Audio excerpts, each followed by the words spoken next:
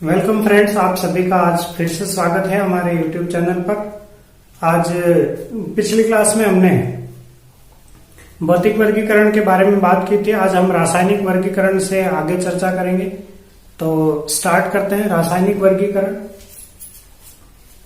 रासायनिक वर्गीकरण के अंदर हमने पदार्थों को दो भागों में बांटा था, जिसमें एक तो शुद्ध पदार्थ थे और दूसरे हमारे पास जो थे वो मिश्रण थे।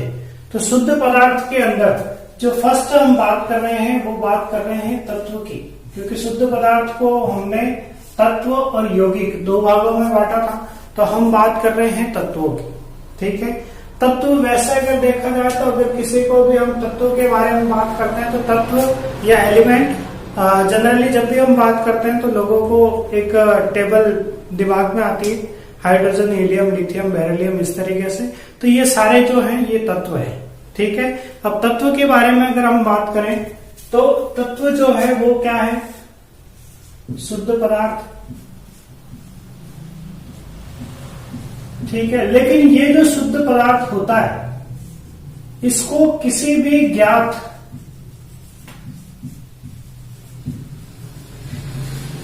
भौतिक या रासायनिक विधि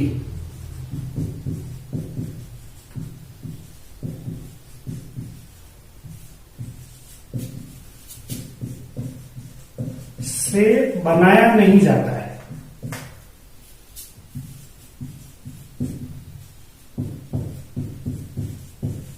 ठीक है, क्या बोलेंगे कि तत्व जो है वो वे शुद्ध पदार्थ हैं जिनको किसी भी ज्ञात भौतिक या रासायनिक विधि से बनाया नहीं जा सकता है।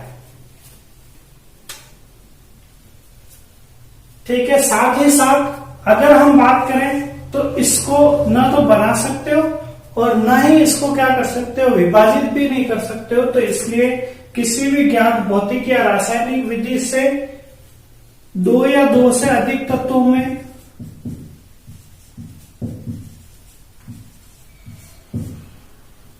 अधिक तत्वों या अधिक भागों में विभाजित भी नहीं किया जा सकता है।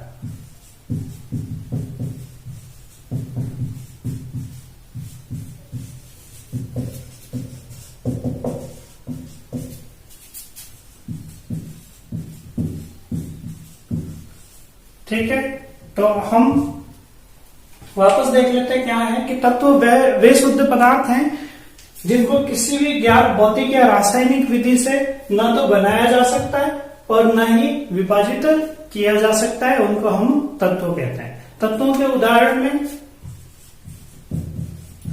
Hydrogen, helium, lithium, beryllium, boron,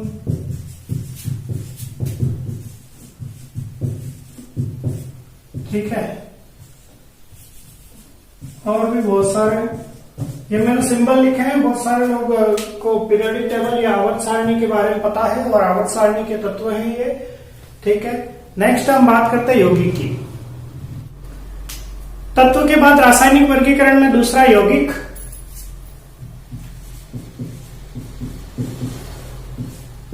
ठीक है, यौगिक के बारे में बात करें तो हमने पहले लिखा था कि ये शुद्ध पदार्थों के दो भाग थे। शुद्ध पदार्थ के अंदर पहला भाग जो था वो तो था तत्व, दूसरा जो है वो यौगिक है।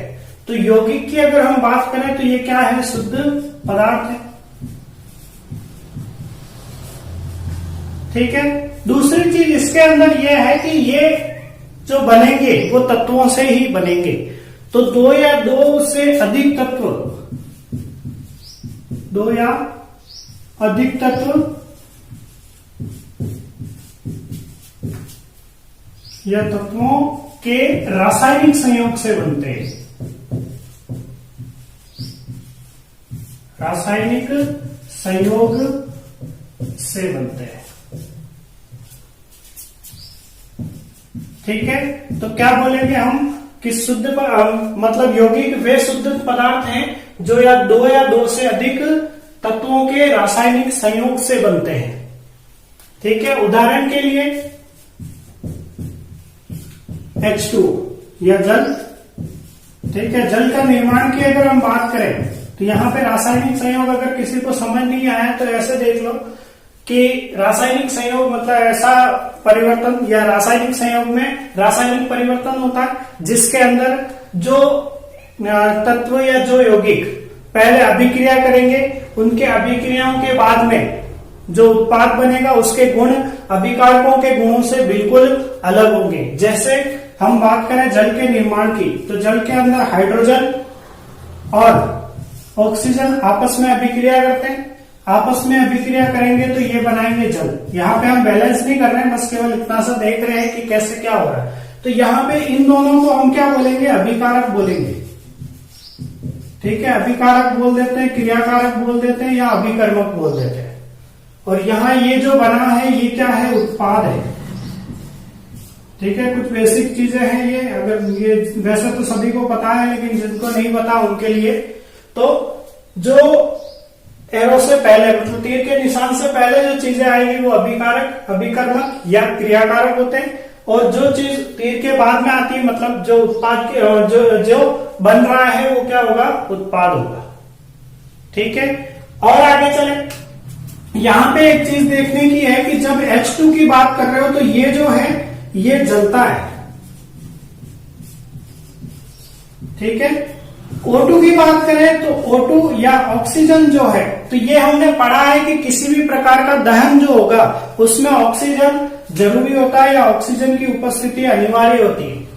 तो यहाँ पे ऑक्सीजन जो है वो ऑक्सीजन क्या कर रहा है, जलाने का काम कर रहा है। तो यहाँ पे हम लिखेंगे ऑक्सीजन जलाता है या दहन में सहायक है।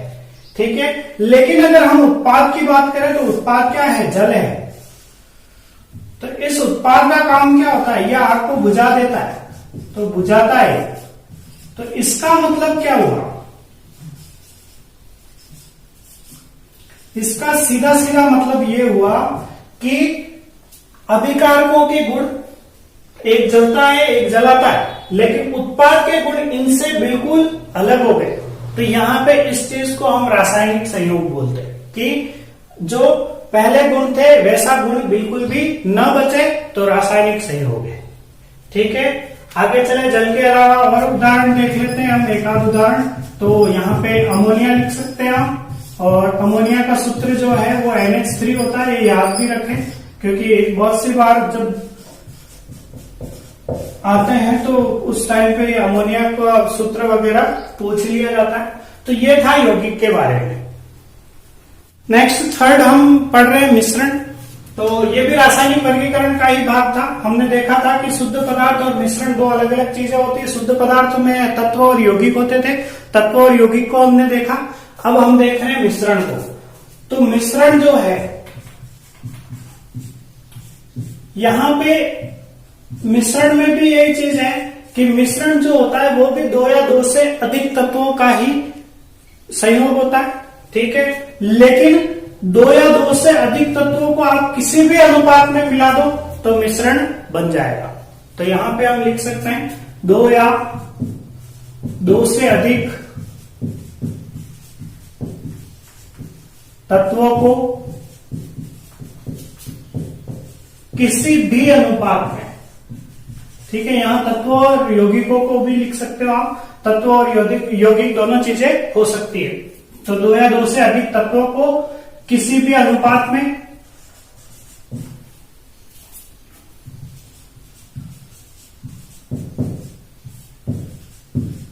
मिलाने से मिश्रण बनता है।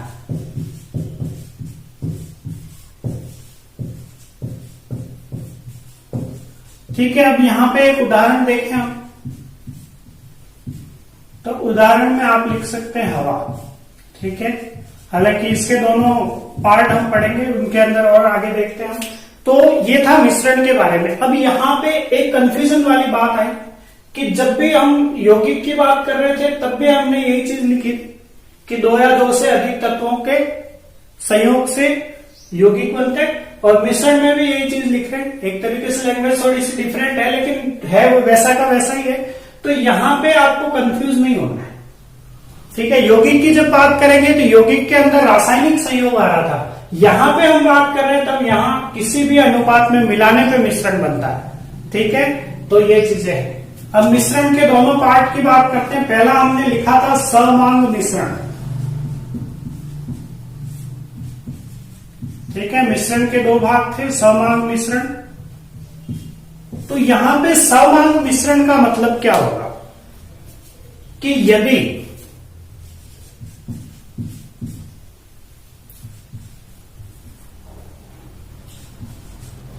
मिलाए गए तत्व या यौगिक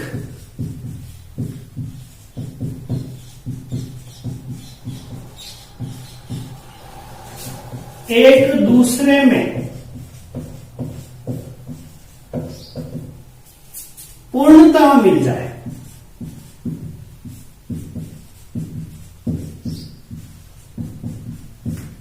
ठीक है, तो समांग मिश्रण बनता है, ठीक है। पूर्णतः मिलने का मतलब ऐसा है, देखो यहां पे जैसे हम पानी है हमारे पास, ठीक है, पानी के अंदर नमक मिलाओ या चीनी मिलाओ, अगर इन दोनों को मिलाने पर पानी का एक घोल तैयार होगा, ठीक है। उस घोल को आपने अलग अलग 2-4 कप के अंदर भर दिया, ठीक है। सारे कप के पानी को आप टेस्ट करके देखते हो तो एक जैसा लगता है, ठीक है। कारण क्या है कि जो भी नमक के पार्टिकल थे या चीनी के पार्टिकल थे या कण जो थे वो उस पानी के अंदर पूर्णतः मिले हैं या मिक्स हुए हैं। इस वजह से इस तरीके के जितने भी मिश्रण बनेंगे जिनके अंदर जो भी घटक होंगे वो पूर्णतः मिलेंगे, तो उसको हम बोलेंगे समांग मिश्रण, ठीक है। यहां उदाहरण भी लिख लेते हैं। तो उदाहरण के अंदर क्या आ जाएगा, जल प्लस चीनी या फिर जल प्लस नमक आदि, ठीक है। दूसरा हमारे पास विषमांग मिश्रण।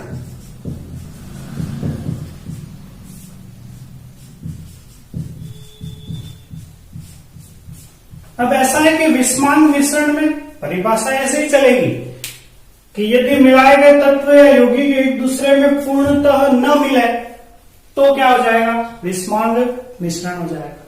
तो यदि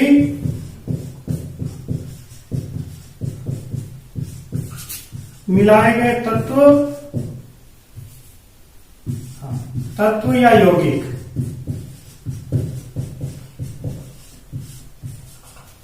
पूर्णतः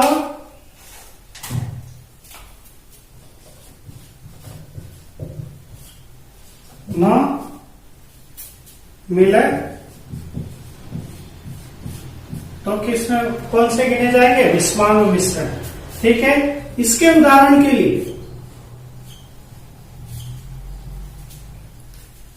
ठीक है, इसके थोड़े से इस तरीके के उदाहरण लेते हैं हम। जैसे मान लीजिए आपको कोई दाल बनानी, ठीक है। दाल बनाने के लिए आपने चने की दाल और मूंग की दाल, दोनों दालों को एक साथ इकट्ठा किया, ठीक है। आपने दोनों का सेम अमाउंट लिया कि एक दाल जो थी उसको आपने आधा किलो लिया, दूसरी दाल को भी आधा किलो लिया, दोनों को आपने मिलाया, जितना आप मिला सकते थे उतना मिलाया, बहुत अच्छे तरीके से मिलाया। फिर आपने क्या करा, अलग अलग जगह पे एक एक मुट्ठी अलग अलग जगह पे कर ली। अब उन दालों में अगर आप गिनने की कोशिश करोगे तो ये जरूरी नहीं है कि वो एक दूसरे में पूर्णतः मिक्स हुए हैं। तो ऐसे टाइम पे अलग अलग जगहों पे जो अलग अलग मुट्ठी आपने रखी थी वो अलग अलग वहां पे अलग अलग दालें आएगी, मतलब क्वांटिटी में या नंबर में अलग अलग दालें आपको मिलेगी। तो यहाँ पे जो मिश्रण बना है वो कैसा है, विषमांग मिश्रण है, ठीक है। इसके उदाहरण के अंदर अगर आप ऐसे देखें कि आपके पास चीनी है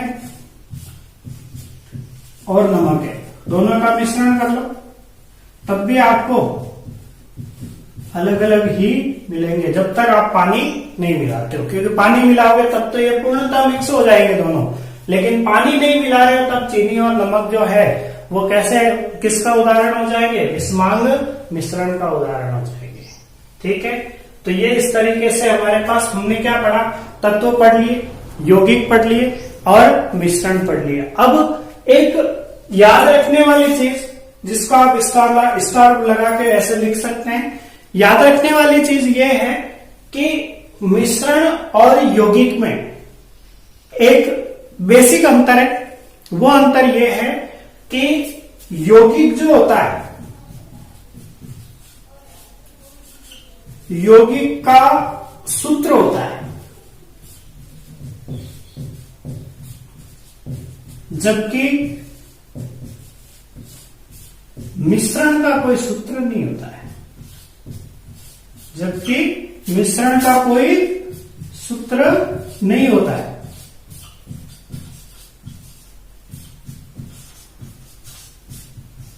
ठीक है, तो ये चीजें आपको थोड़ी सी पता होनी चाहिए, क्योंकि यौगिक का कोई भी सूत्र, यौगिक का तो सूत्र होता है, मिश्रण का कोई सूत्र नहीं होता है। इसीलिए आप देख सकते हैं कि हम उदाहरण जब लिख रहे हैं हवा का कोई फॉर्मूला नहीं लिखते हैं। ठीक है, वैसे जल प्लस चीनी लिखा है हमने, यहाँ पे जल प्लस नमक लिखा है, इधर चीनी प्लस नमक लिखा है, तो यहाँ पे हम सूत्र नहीं लिख सकते। ठीक है, यहाँ पे अगर ऐसे लिखोगे चीनी प्लस नमक, तो चीनी का सूत्र लिख सकते हैं C12H22O11। ठीक है, लेकिन नमक का भी सूत्र लिख सकते हैं NaCl। लेकिन यहाँ पे दो अलग अलग सूत्र हो गए, जबकि यौगिक के अंदर एक सूत्र निकल के आएगा, एक फिक्स सूत्र होगा, जैसे H2O है, जल का सूत्र हो गया, NH3 अमोनिया का सूत्र हो गया, NaCl सोडियम क्लोराइड मतलब नमक का सूत्र हो गया। इस तरीके से यौगिक का तो सूत्र होता है, मिश्रण का कोई पर्टिकुलर सूत्र नहीं होता है। ठीक है, तो ये दोनों में बेसिक अंतर है जो आपको याद रखना है। चलिए एक छोटा सा टॉपिक है, उसको भी साथ ही देख लेते हैं। पदार्थ की अवस्था परिवर्तन, कि कौन सी अवस्था कब परिवर्तित होती है तो उसको क्या नाम दिया जाता है, तो उसके बारे में हम एक चार्ट से पढ़ लेते हैं। तो पदार्थ की अवस्था परिवर्तन पढ़ रहे हैं हम।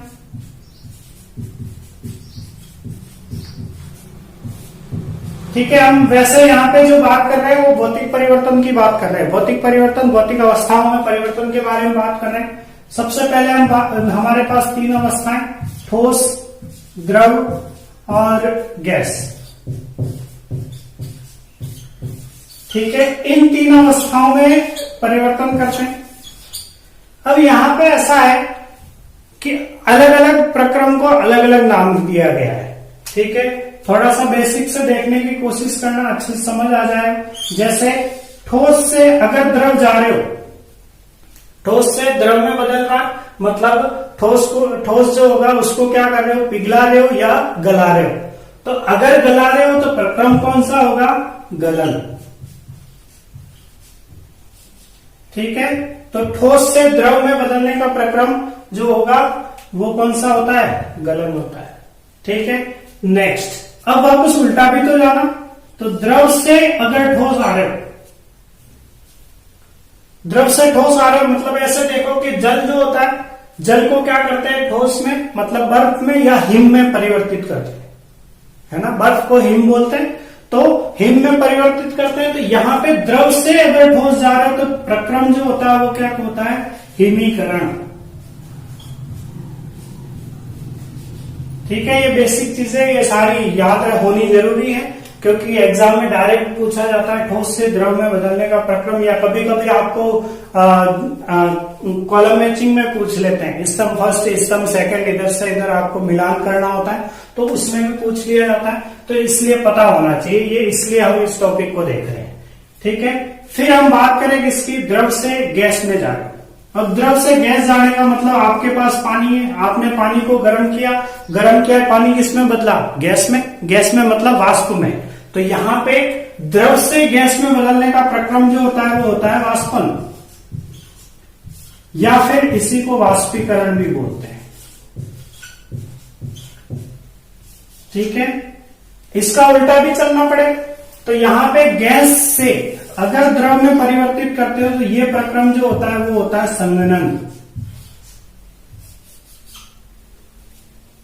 ठीक है, अब इधर ठोस से अगर गैस जा रहे हो, मतलब ठोस से गैस में परिवर्तन अगर कर रहे हो तो प्रक्रम जो होगा, अब यहां पे एक चीज ध्यान रखने की है कि ठोस से गैस में परिवर्तन तो ऐसे भी कर रहे हो, ठोस से आपने गलाया मतलब गलन प्रक्रम से द्रव लाए, और फिर वाष्पीकरण प्रक्रम से गैस ले। लेकिन कुछ पदार्थ ऐसे भी होते हैं जो ठोस से सीधा ही गैस में परिवर्तित होते हैं, तो यहाँ पे उन पदार्थों की बात की जा रही है। तो यहाँ पे जो प्रक्रम ठोस से सीधा ही गैस में बदलने का प्रक्रम होता है उसको बोलते हैं ऊर्ध्वपातन। ठीक है, तो ठोस से बिना द्रव में बदले गैस में बदलने का प्रक्रम ऊर्ध्वपातन होता है। इसका उल्टा, अगर गैस से सीधा ही ठोस में जाना है तो बहुत सारे लोग तो इसी ऊर्ध्वपातन को यहाँ पे नाम दे देते हैं कि गैस से ठोस में जाओगे तब भी ऊर्ध्वपातन बोलेंगे, लेकिन जो सही वर्डिंग है उसके अकॉर्डिंग यहाँ पे ये जो प्रक्रम होता है वो होता है निक्षेपण। तो यहाँ पे इन सारे प्रक्रम के बारे में आपको पता होना चाहिए, ये प्रक्रम याद होने चाहिए। ठीक है, वापस एक बार रिपीट कर देता हूं। ठोस से अगर द्रव जा रहे हो तो गला रहे हो, मतलब गलन है। द्रव से ठोस आ रहे हो मतलब हिम बना रहे हो, हिमीकरण है। ठीक है, द्रव को गैस बनाया मतलब वाष्प बनाया तो वाष्पन प्रक्रम हुआ। इसका उल्टा चलो, गैस से अगर द्रव आ रहे हो तो संघनन प्रक्रम हो जाएगा। फिर ठोस से बिना द्रव में बदले सीधा गैस में आ रहे हो, ऊर्ध्वपातन। गैस से बिना द्रव में बदले सीधा ठोस में जा रहे हो तो निक्षेपण। ठीक है, तो ये एक छोटा सा टॉपिक और था जिसको हमने देखा, और इसके आगे की चर्चा हम कल मिश्रण जो है उसको अलग करने के प्रक्रम पढ़ेंगे। तो आज की क्लास के लिए इतना ही, और हमारे चैनल को लाइक, शेयर और सब्सक्राइब करें ताकि ज्यादा से ज्यादा लोगों को हमारे इस मेहनत का लाभ हो सके। धन्यवाद।